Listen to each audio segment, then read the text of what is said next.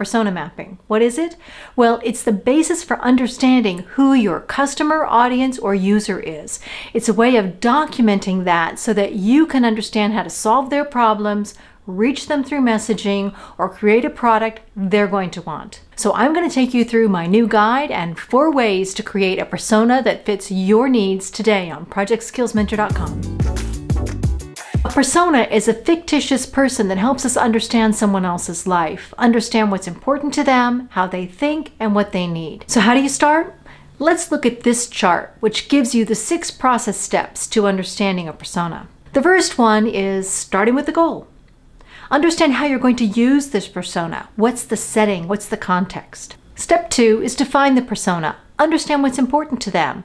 What's the context that they're in? How they think and why they think that. All of this helps you develop an understanding of that person deeply, and this will help you create a better result. And the third step is ideation. This is where you're going to use both conventional and unconventional means to create the future. Is it going to be surgical and solving one problem, or go big and solve everything at once? And if you're looking for ideas on how to create these generation techniques, check out my video above on idea generation techniques. This might help you. There are 9 different ways to create ideas in that video, so I hope you'll check it out. Step 4 is hypothesis development. You've got your persona, you've got your ideas, and now you want to put it together and create the story.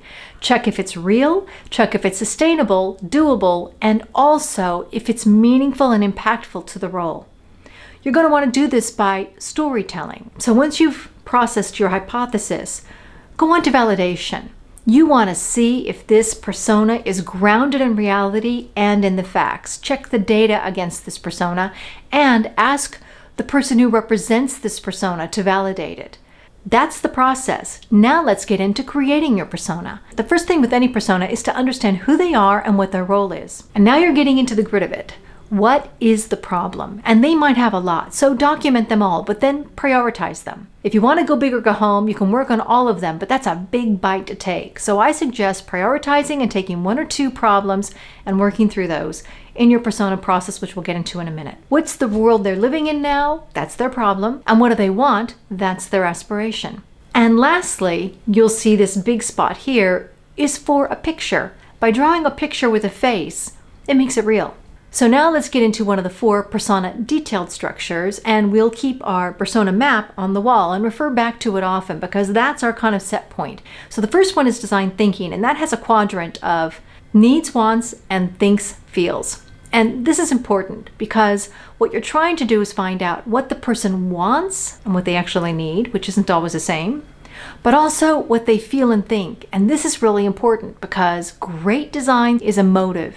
It connects with the person on an emotional basis, not just on a widget basis or on a process basis. The next persona is goal focused, and just like the name sounds, it's about getting someone from point A to point B. It's great to use for project teams and also solo entrepreneurs and people who are dealing with their own motivation. That persona can be you. And what's great about this is it allows you to think about your goal and how you get there and what kind of help you need, but also really importantly, what your success will look like.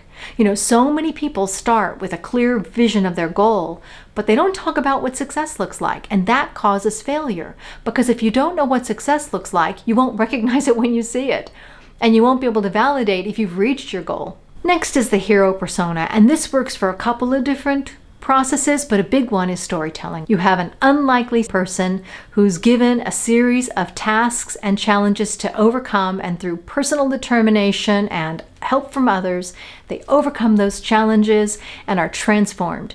That is the hero journey. And so this who, what, why, how gives the motivations and gives the transformational information you need to create that storyboard. And again, if you want to go back and look at my storytelling process and the storyboard you'd actually use for this, you can see this card above, and also I'll put a link to the blog below where you can download that guide.